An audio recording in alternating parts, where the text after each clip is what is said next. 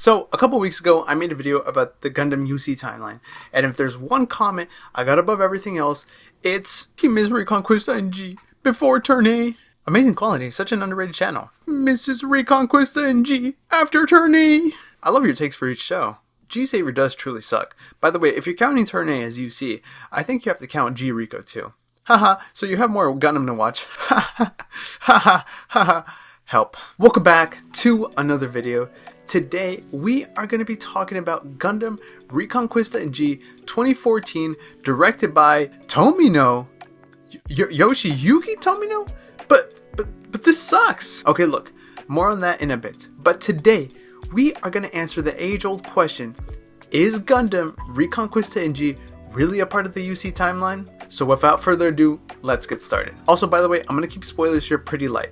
If you've seen my UC Gundam video, you know that that's intended to be a gateway into the franchise and a guide for watching the franchise. So consider this to be the same thing for G Rico. By the way, I'm going to be referring to the show as G Rico from now on because Reconguista in G is a really confusing name. Either way, there still will be minimal spoilers here and there, but you have been warned. So without further ado, now we can get started.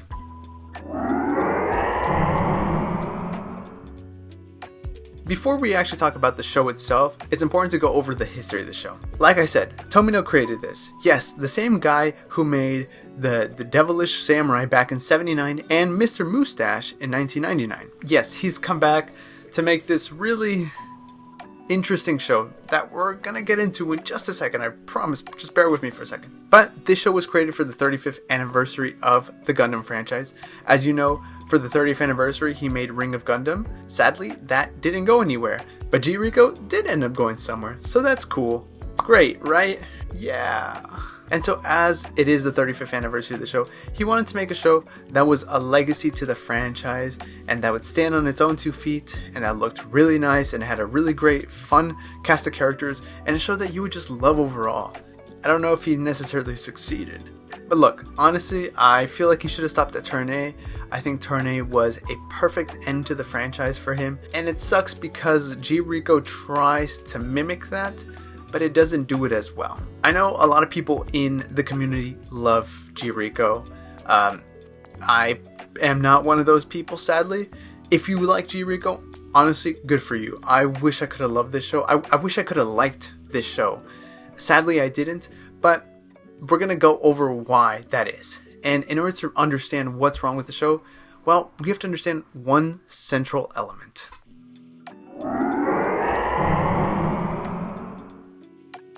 G Rico takes place in a far future, now known as the Reginald Century. Bear with me for a second, things are about to get confusing. Basically, this time, a group known as the Capital Army wants to maintain control of humanity and tech. They're also really into religion, I don't know.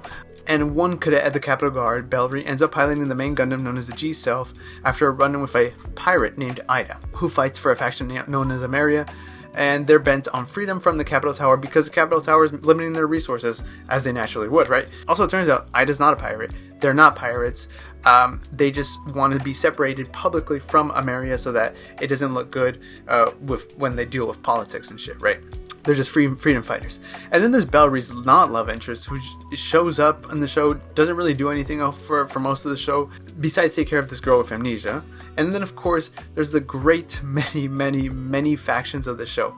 The Venus Globe, the Towasanga Colony, the Jit Corps, Mask, our resident char clone, of course, Kampa, and everyone who just wants their own thing, but for some reason, they're also all really obsessed with getting the G-Self because it's strong, even though it's not really that strong. I think the Turn A suit was a lot stronger, but I digress. Okay, look. There's a lot going on in the show. There's a lot of details, a lot of information going around, but basically, all these factions just kind of want freedom and power, as most factions do in the Gundam franchise, and they're all fighting for it. And that's it. Look, I just saved you 26 episodes of this show, all for you to know that that's all that they want. Freedom and power. Look, every other Gundam show has already done that. Great, let's move on.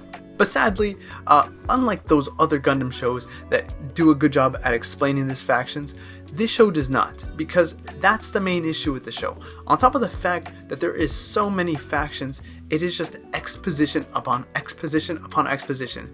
There are so many characters, and they all want so many things, and you don't have enough time with all of them, and the show suffers because of that. It doesn't do a good job at world building, because all it does is just tell you what's going on. Even throwaway lines are meant to be important when you're not even supposed to be paying attention to those throwaway lines. And that makes it so incredibly frustrating, is how undigestible this show is. There's information being thrown at you every 5 seconds throughout the whole show.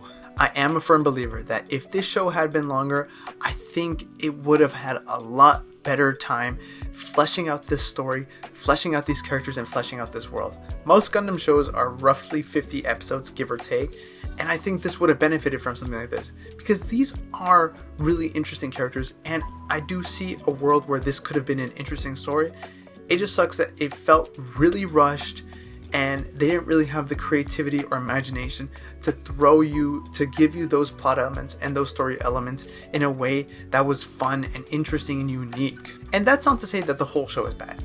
I think it is very fun. Like I said, it tries to play upon that very sweet, almost Studio Ghibli-like feeling of Turn A. Now, it doesn't do it as well, but it does it enough for you to appreciate it, especially through its art style, which, by the way, is so beautiful, so nice to look at.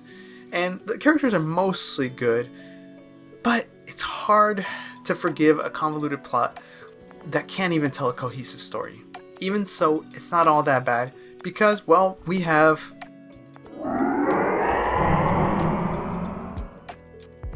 So first of all, we have Bellri.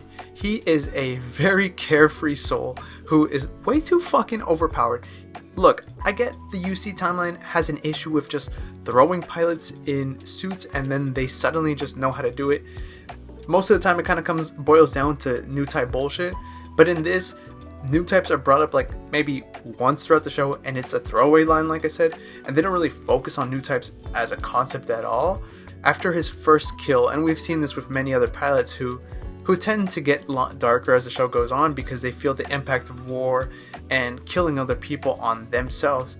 You have that with Bellri for maybe a couple episodes until it just disappears.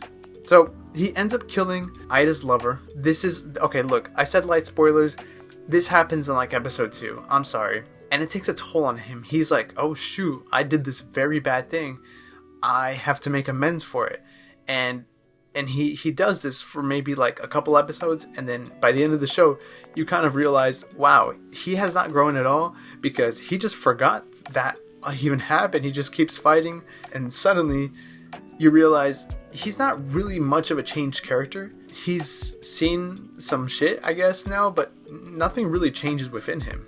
By extension, Ida kind of goes through something similar. I really like the beginning of her in the show because she was a very strong character. But in relation to Bellri, right? Like I said, he kills her lover and it takes a big toll on her. There's some really beautiful scenes throughout the first half of the show where she has to deal with the fact that now she's fighting alongside the kid who killed her lover. You know how fucking crazy that is? But once Bellri forgets, she kind of forgets too. So, and then there's a twist at the end with her and Bellri that I still don't know how to feel about because it's really odd. Then we have Raya, who has amnesia and then suddenly just gets her memories back and becomes like super important to the plot because she also just becomes another character for exposition. Naruto is Bellri's not love interest, and she doesn't do much of anything besides take care of Raya. And then at one point in the story, she's like, "Oh, I want to be a doctor," and that never goes anywhere. Klim is more of a Char clone than the actual Char clone. And speaking of Char clones, well, we have Mask, also known as Lewin, whatever, however you're supposed to pronounce it. He was a friend of Bellri until he wasn't. That's literally how it goes. Then he's given these special goggles, which are just an excuse to make him be the Char clone, and they don't really do anything. And then he hates Bellri, and then at the very end of the show, he's like, "Bellri, I have to kill you." And Bellri's like, "What?" And he's just like, "Yep. It's part of my character now." Yeah, and then there's this character Manny who just follows Luna around. She's like obsessed with him for some reason. Shit just happens in the show, and characters just go along with it. It's weird, man. But of course, before we get to the verdict, we have to go over one very special thing.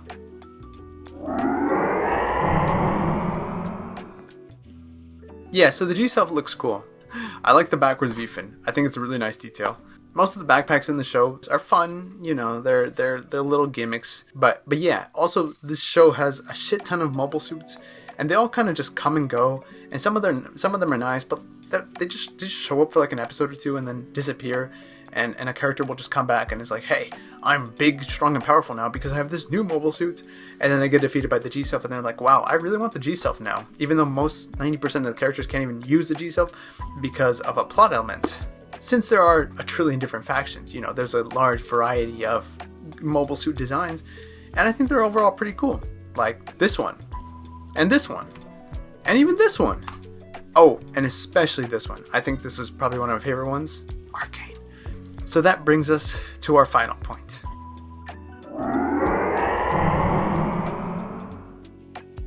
But it's the moment of truth. Is G-Reco really a part of the UC timeline? Yes. Yeah, no, I mean, I don't know what you were expecting. Yeah.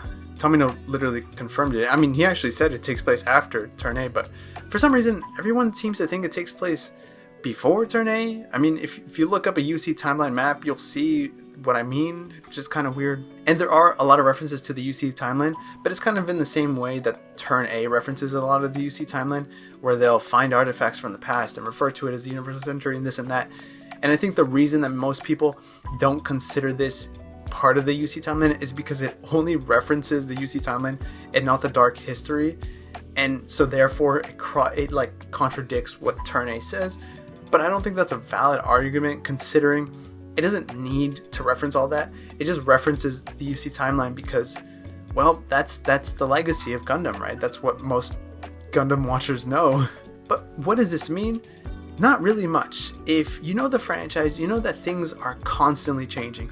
Even within the show, 5, 10, 20 years will pass and the world feels completely different. And this show is no different. You know, it's 500 years since Turn A, so obviously a lot of things are going to change. Society is going to change. Civilization is going to change everywhere. I guess the basic principle here, what I'm trying to tell you is that wars come and go. There's good people, there's bad people, and there's just people. There's just people who need to survive and live. And so don't be a bad person. I really wanted to like the show, but I just couldn't get myself to do it. And it sucks because that's why this video took a while to get out, because I would dread coming home from work and watching this show and just being overloaded with exposition upon exposition. But you know what? That's okay. If you like the show, let me know down in the comments below what you liked about the show, what worked for you, and where I went wrong.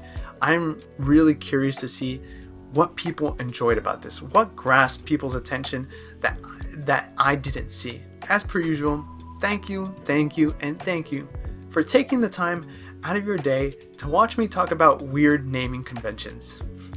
Until next time, see you, Space Cowboys.